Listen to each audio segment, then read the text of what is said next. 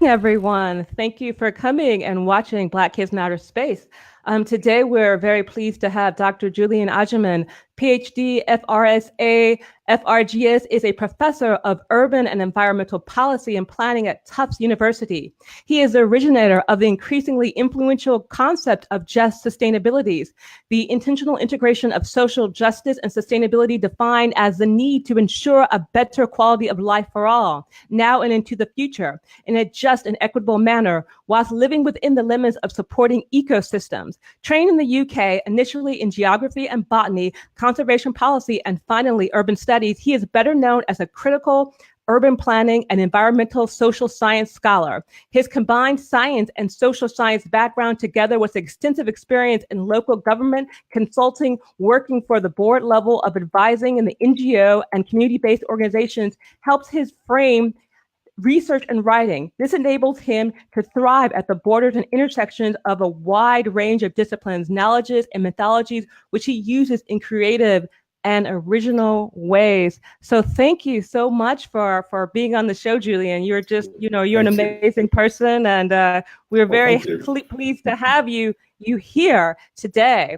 I'm just going to kind of just jump into the questions because you have so much knowledge, and I want to make sure everybody gets all of that knowledge. What is your first space memory? It could be public transit, going outside. When is the first time you noticed space? Well, it's a really great question, and it's a very difficult question. But when I'm thinking about it, I think really it was my experience of nature.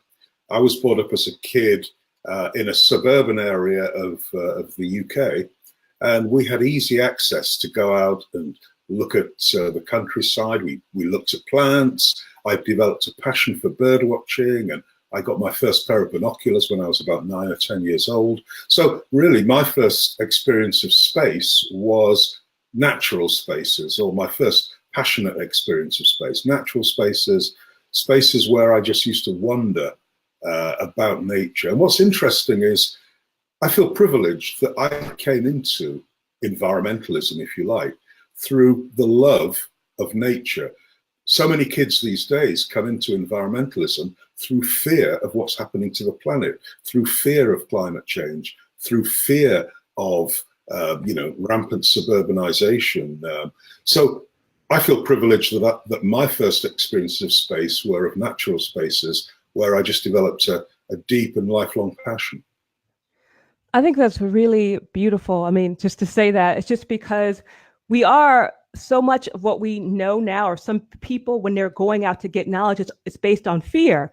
Like I remember when I was I got into the environmental movement, it was because I thought I was killing the planet. So it's good to hear that kind of perspective, and that roots you in how you do your research. So what is just sustainabilities?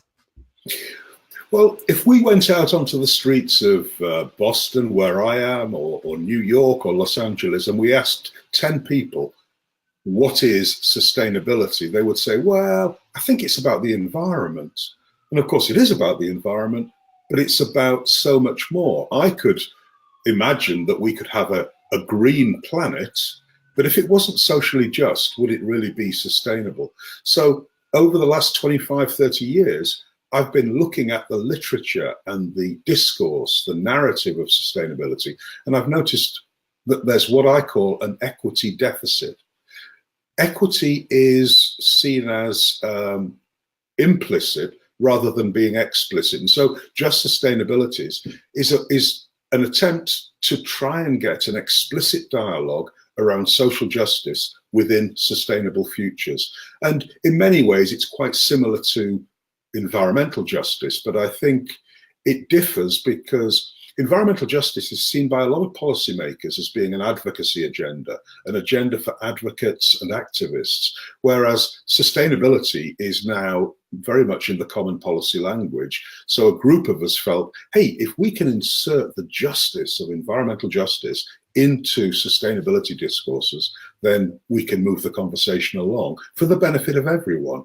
And so just sustainabilities then is the explicit acknowledgement, explicit, not implicit, of social justice for sustainable futures.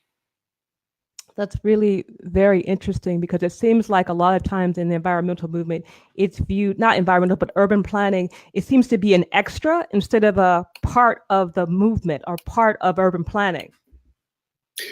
Absolutely. And in fact, a lot of my writing more recently now has been very explicit in acknowledging that if urban planning doesn't start with considerations of equity and social justice, they cannot be, or it is very difficult to retrofit equity and social justice once you've thought about other things. And you know, one of the classic cases at the moment is gentrification. I mean, gentrification is unjust in the sense that people are moved out of their neighborhoods, they're displaced from their neighborhoods. But we have a lot of strategies that we can think about, such as building in affordability strategies into neighborhood plans. We can think about a whole range of different ways that we could slow and even stop gentrification. And these are being written about at the moment, but many cities are just looking for the extra tax dollars from more wealthy residents and more prestigious homes, if you like. Yes, we're not being that honest. So what is sharing cities? Can you explain that a little bit? Well, actually, a lot. Okay. So when I think about cities and I think about the history and origins of cities, cities were always shared spaces. Cities occurred, 3,000-4,000 years ago in order to administer an agricultural surplus. So when we had settled agriculture, we had fields, we had food, we had a harvest, and then we had some left over. Cities were spaces where we administered that harvest, where we administered that storage, if you like. We had priestly classes, we had workers, but the spaces of cities have always been shared. And if you go back to the ancient cities of Middle America, of Mesopotamia, of China, of India, they all featured often shared housing, shared bathing spaces. So the idea then is what we have today is we have this phrase, the sharing economy. And I'm okay with that, but is it really a sharing economy when Uber and Airbnb are multi-billion-dollar businesses? The idea of renting a room out in your house or sharing a car space with somebody who needs to go somewhere, that's fine. But at the moment, that's almost the limit of the sharing economy. So the idea of the sharing city is, how do we get back to thinking about cities as spaces that everybody can inhabit? The parks, the libraries, the schools, the hospitals, the infrastructure, both real infrastructure and cyberspace as well. So the city is made up of a lot of spaces that we have to share. Streets are another space that we use every day, that people often don't think of places or spaces. So the idea of sharing cities is, how do we get back to thinking about the city as a shared space? And one of the best examples at the moment is the city of Medellin in Colombia, where, for those of you who watch Narcos on HBO, you'll know that this was the city in the 80s that was dominated by drug cartels. And over the last 30 or so years, the city council has focused its work on what it calls social urbanism, focusing on popular empowerment, but focusing on the poorest people first. Again, this basis in social justice, urban planning with social justice at its core. And the city wins massive awards now all over the world for its inventiveness, for its recreation and development of open spaces and places that are for all people of Medellin, not just for the wealthy. And the poorest areas, which are up in the hillsides, have been reconnected to the downtown by cable car systems, escalator systems. The city has spent a lot of money on creating an urban commons. And that's the focus really of the sustainable and sharing city. How do we recreate the urban commons, the popular spaces, the spaces of engagement where we meet as equals? How do we do that? And that's the quest behind my book, Sharing Cities. MIT Press, 2015, go out and buy it. We will. And I love the fact that you brought up Colombia. You know, so many times we're talking about just cities and sustainability, we bring up Amsterdam, we bring up Europe. So it was great that you kind of bring up different parts of the world that we don't always often discuss or talk about. Well, Lark, on that point, I would encourage your listeners to look to Latin American cities. I mean, before Medellin, Bogota was the kind of transformation miracle. Cities like Belo Horizonte in Brazil, where they have, it's what Francis Moore Lappe called the city that abolished hunger. Cities that have developed participatory budgeting, like Porto Alegre in Brazil. There are many, many cities in Latin America that really do seem to work. That's not to say they've got rid of poverty. They haven't. Mm-hmm. But that there are mayors, powerful mayors, who have a philosophy. And I go back again to Medellin, this philosophy of social urbanism. How many of our mayors in North America, Canada, Europe, United States, how many of our mayors have a philosophy behind what they do? Most of our mayors juggle the mixed demands of developers, unions, and ordinary citizens, but they don't have a philosophy. And I think if more of our mayors thought about and enacted some form of philosophical approach like social urbanism, we would have better cities, more sharing cities, more resilient cities, and more sustainable cities. That is very true. But how can we now, what we're doing now, we're using a lot of technology to do sharing, but how can we assure that technology and smart cities, which kind of supposedly goes along with the sharing city, doesn't adopt the racism of our institutions? Another great question. And so smart cities is sometimes a bit of a misnomer. And in our book on sharing cities, we do look at this idea of smart cities. To some people, smart cities are simply techno cities, wired cities, cities where everything is controlled, data is gathered and programmed into making the city run more efficiently. That's one interpretation. My interpretation is that the smart city is the city that enables its citizens to reach their maximum potential through the sensible use of technologies. And again, I come back to this idea that if we don't have social justice and equity at the core of our policies, then we will have inequitable cities. The smart city will just amplify the socio-spatial inequities that we have today. So there has to be regulation and intervention at the city level to create that see smartness as an enabler of the common good. And you know, one very good example I can give you of the way that smart city technologies can be used to benefit those on lower incomes is real-time bus information. I mean, who uses buses? Who uses it most? And the fact now that most progressive cities have bus stops with information on, that's a great benefit to, you know, the working parent or guardian who needs to get from A to B quickly and doesn't necessarily have to wait. They can do an extra bit of shopping because they know that the number one bus is coming in 15 minutes. So it's a time saver and it's a livelihood improver for people, rather than just what a lot of smart cities are, is they improve the lifestyles of the rich, not necessarily the livelihoods of the poor. And I want to see the smart city as being the city that improves the livelihoods of the poor. And I have to say that the bus technology, the next bus technology was amazing. When I did not have a car in Los Angeles, I mean, when the buses took an hour to come, it really made a difference to have that technology. And you're right, it did make my life much easier. Sure. So we're going to go into bike share, placemaking, all of these terms which seem on the surface like such great ideas, but it seems as if corporations are kind of adopting them and they're becoming not so much bike share, but maybe placemaking. Now, what are your thoughts on bike share, placemaking? Are they doing it right? I mean, not that you are the originator of Just Sustainability, so I can't ask you. Are they doing it right? Yes and no.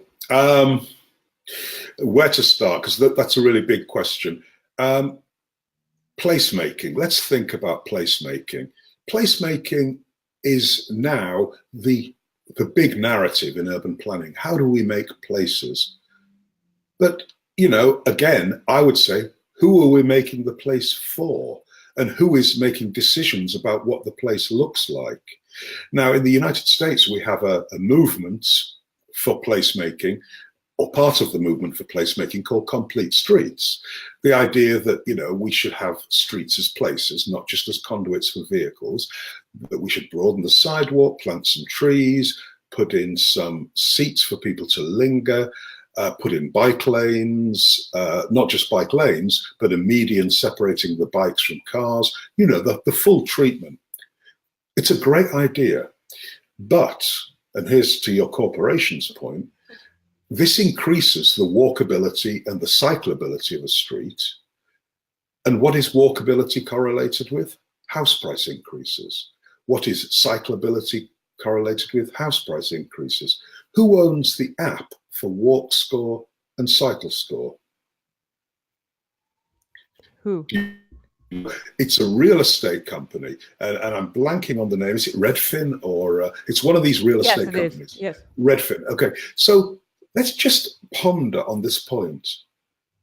Two of the biggest features of placemaking, walkability and cyclability, are owned by a massive real estate corporation. We have commoditized sustainability such that it is now something that the wealthy can buy into. I want to see a just sustainability where low-income neighborhoods have complete streets that do not get gentrified and people do not get displaced. And we can do it. We just have to put the policies in place. And that needs strong government, and it needs government with a philosophy behind what it's doing. And so in terms of placemaking, yes, I agree. It's a great idea, but as it's currently practiced, it is leading to elite segregation, socioeconomic segregation of neighborhoods. Now, some people would say greenlining, which is this phenomenon of developing these green and complete street neighborhoods, some people would say this is the new redlining. Now, redlining was explicitly racist. Greenlining isn't explicitly racist, but its effects can be racist because socioeconomic issues in the United States are so tightly intermingled with issues of race. So placemaking needs to be very carefully handled by civil society.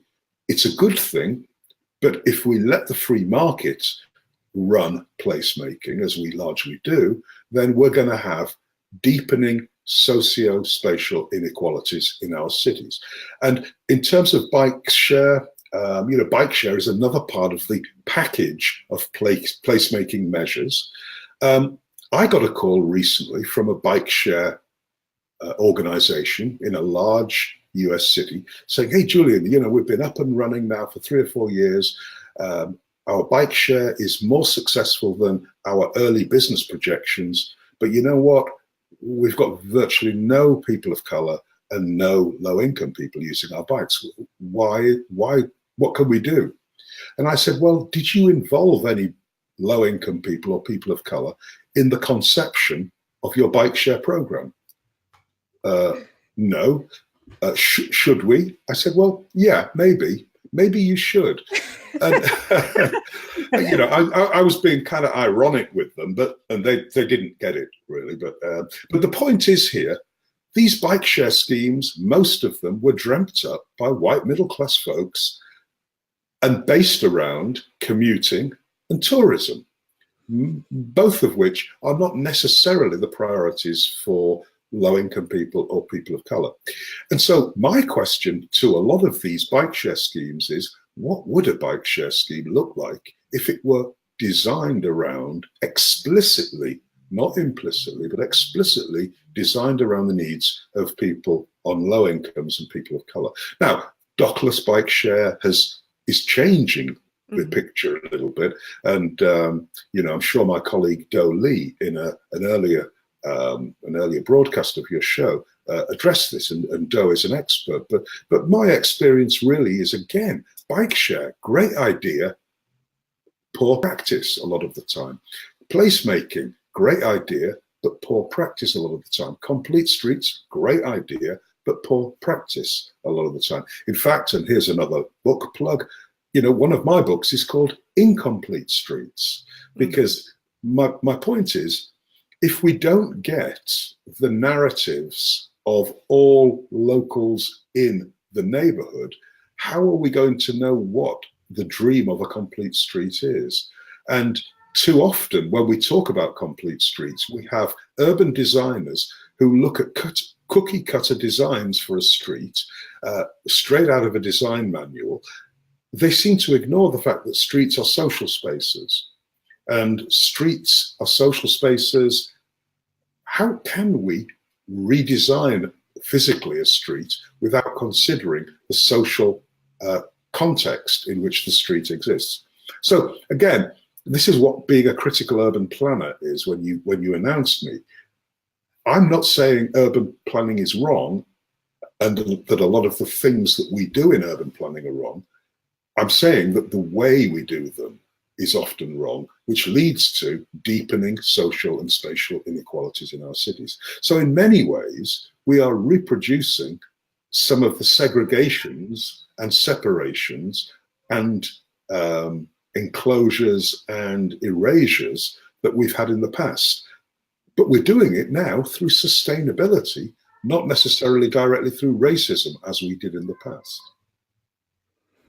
I've always wondered a lot of times, is it so innocent? Like, is the way, we have the thing is that just like, like you brought up, you have realtors and developers paying for these things. And also even with urban planners and even urban planning media, like what I'm doing, it's mainly funded by developers, except for me. So how can we get more people, how can we get more people thinking like you in regards to being critical when their money is coming from development? Well, yeah, and you raise a good point here, this innocence point. And I think about many of the good liberal mayors in this country, and they would be shocked if they heard me give them a presentation about why what they're doing might not be so innocent after all.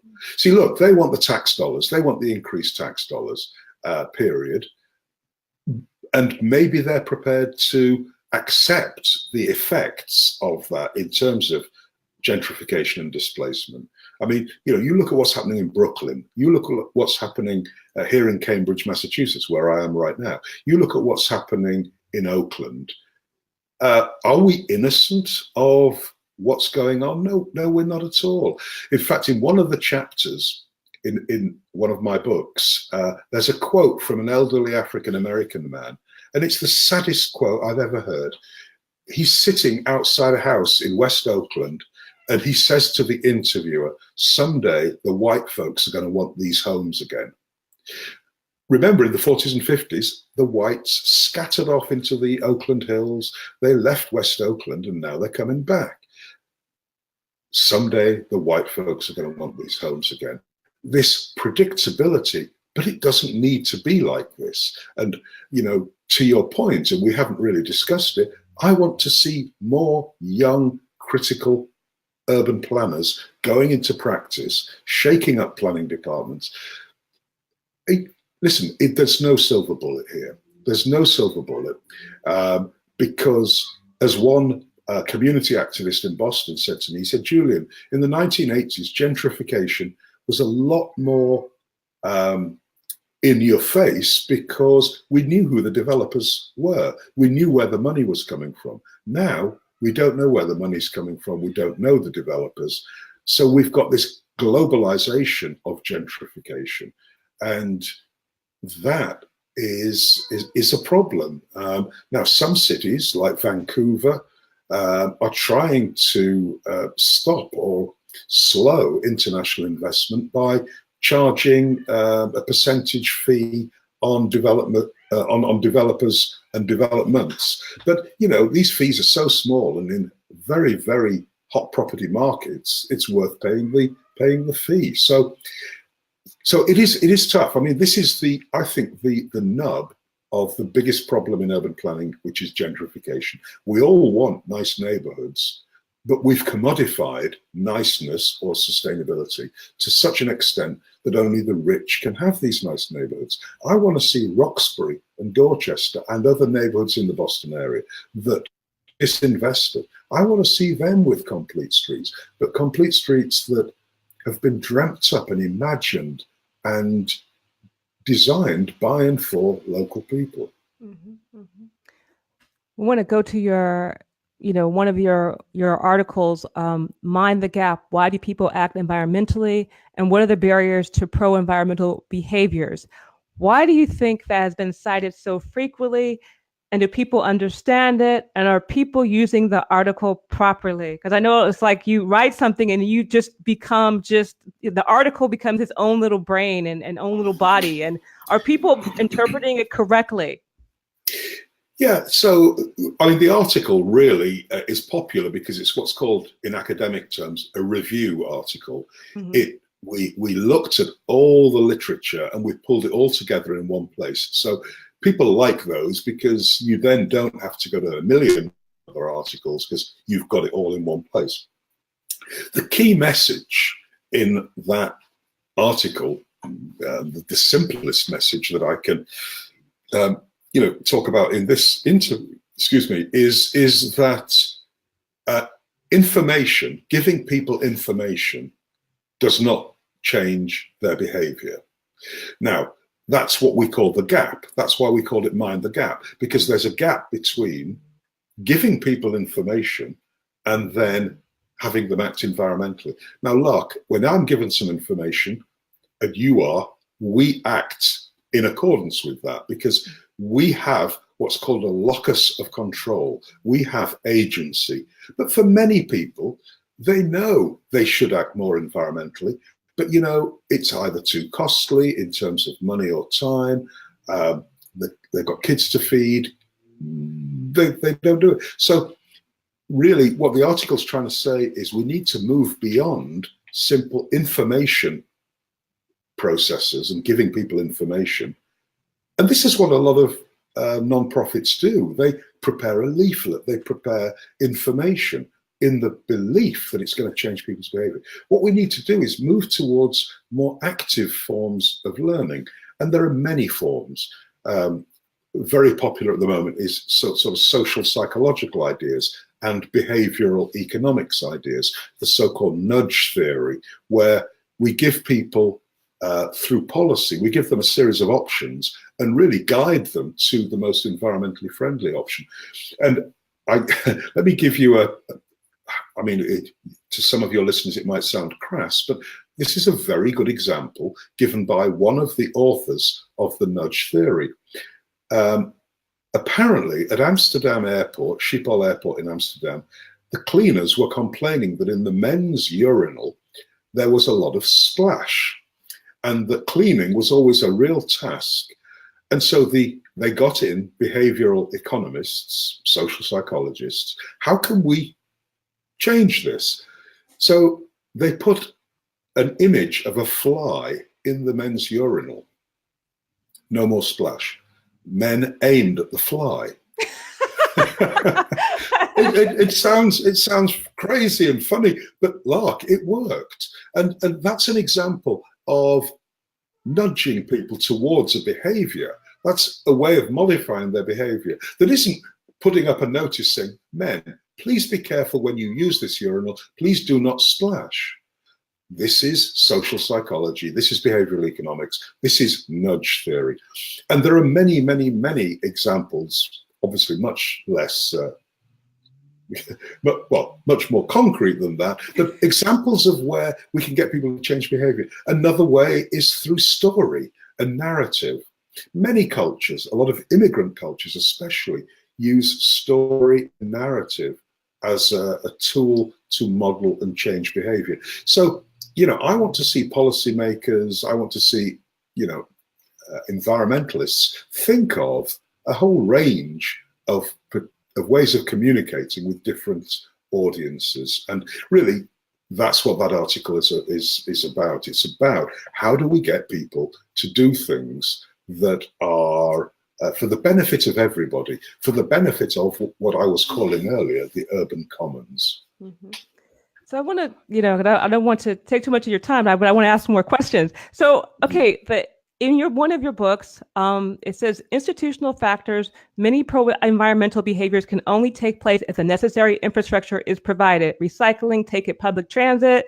The poorer the service, the less likely people are to use it. Now, this is a conversation, you kind of touched upon this right now, but this kind of goes against, like, outside of academia, it goes against what green is, where it's more like, you do your part.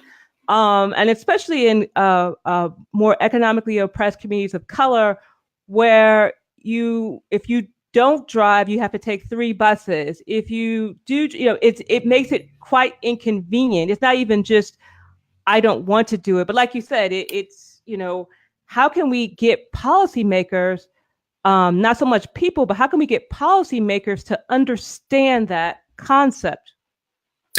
Well, infrastructure is important, but it's not the whole story. And the bikes issue is a clear example of that. Providing bike infrastructure doesn't necessarily mean, or providing bike sharing infrastructure doesn't necessarily mean everyone will use it. Now, in some countries, like, for instance, Denmark and the Netherlands, so cities like Copenhagen and Amsterdam, where biking is part of the culture, I'm always amazed. You see Muslim women, pregnant women, elderly men and women, lovers, North African immigrants, everybody on bikes. We don't see that in the US. Why is that? Okay, in Amsterdam and Copenhagen, they have the infrastructure, but there's also a culture within the countries of cycling, that cycling is just the normal way of getting around. In the US, we've still commoditized. Remember what I was saying about sustainability being commoditized? Mm-hmm. You got the skinny jean guys, with their bike locks and their fixed wheel bikes. In the US, we don't cycle, we have cyclists, and cyclist has become a badge, an identity. Whereas in the Netherlands and in Denmark, cycling is much more about a way of life, a livelihood, rather than a lifestyle.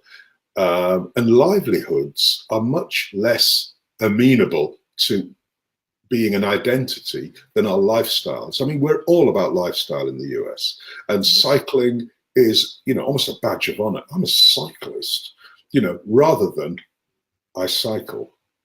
So again, I think providing infrastructure is one thing, but behavioral and cultural norms are required as well as good infrastructure. And I think the other thing is we tend to have too many silver bullet ideas about how to change behavior. There is no one silver bullet. Again, infrastructure, behavioral change, policy incentives, etc. We need packages. Just like we can't just put up parking fees, we need to make public transit safer, faster, cheaper. We need integrated transport management, integrated policy making.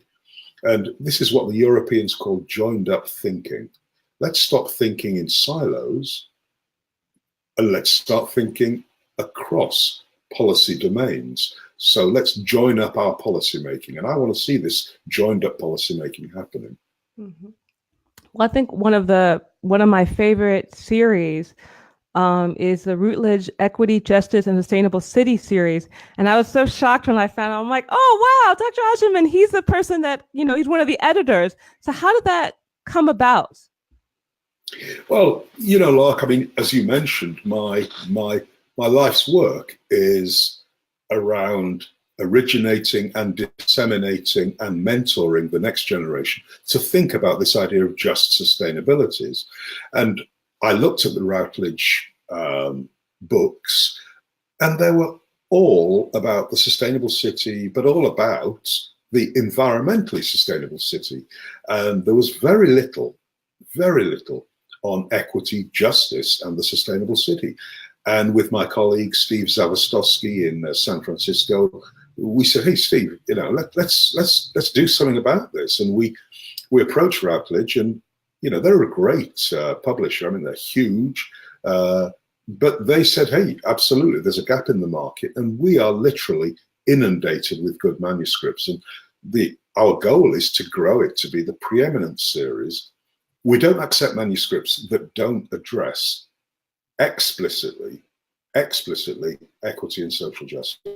And again, we are inundated with good manuscripts.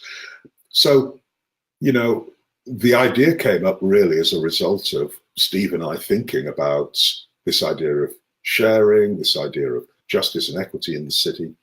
And and that book series. And I also have another one with Z Books, which is a kind of radical academic publisher in London.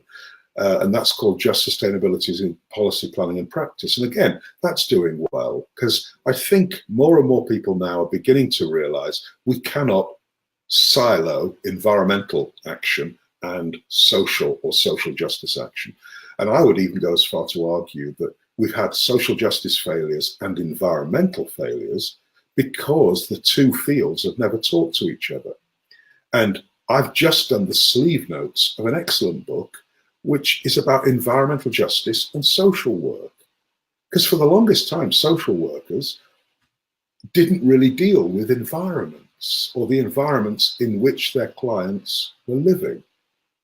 And all of a sudden they realized, hang on, we need to think about environmental justice, because many of the problems that we deal with as social workers are, if not caused by, exacerbated by the environments in which some of our clients are living. So again, I'm a pioneer in this area, and I want to leave you because I know you can't go on for too long, but what people don't know about me, not a lot of people don't know, I mean, my mother's white, my father's black, Ghanaian, my mother's English.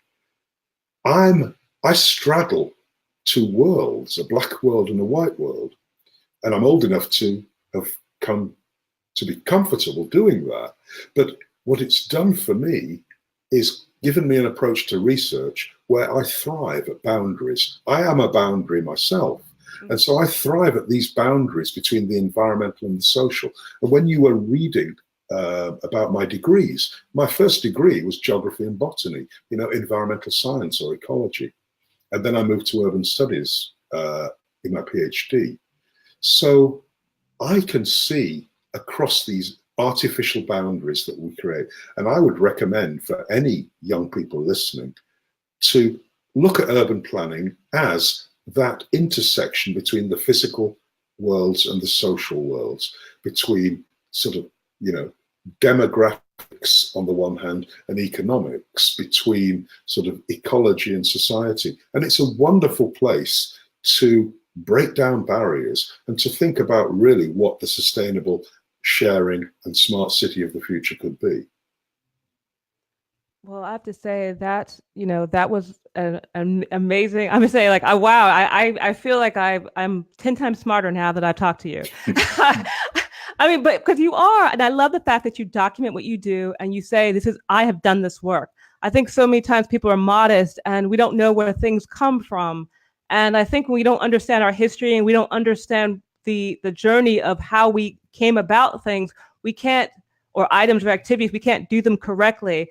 So thank you, Dr. Agyeman, for all the work that you have done for so many years in the UK, here in the US, and abroad, like everywhere. And I know you left us with something already, but is there anything else that you would like to say to us at Black Kids in Outer Space? Yeah, there is, and I've been thinking about this. This last point I'd like to make. It's a very simple one. One thing, and I'm always telling my students this. One thing that I've noticed about sustainability and urban planning is we're always looking for solutions. What's the solution to gentrification? What's the solution to inclusive placemaking? Let's stop looking for solutions. Let's make sure we ask the right questions. Because in asking the right questions, you are on your way to better solutions. And you know what? Those questions that are the right questions are usually around who gets what, when, where, and how, and who's involved. These are questions of social justice and equity. So stop looking for solutions, make sure you ask the right questions. That's excellent advice, because that's not advice we often hear. They're like, don't talk unless you can give an answer. I'm like, I don't know. So thank you so much for coming. And we look forward to any other talks that you're having. You have any talks coming up or that we should know about? Yeah, I talk a lot around the world, basically. And my last talk was actually in Stockholm in Sweden last month. And in October, I'm going to be in Toronto, and then I'm going to be in Halifax, Nova Scotia in November. But I generally take the summer off and take a little bit of R&R time. So, yeah. All right. Thank you so much. Have a great day. Thank you.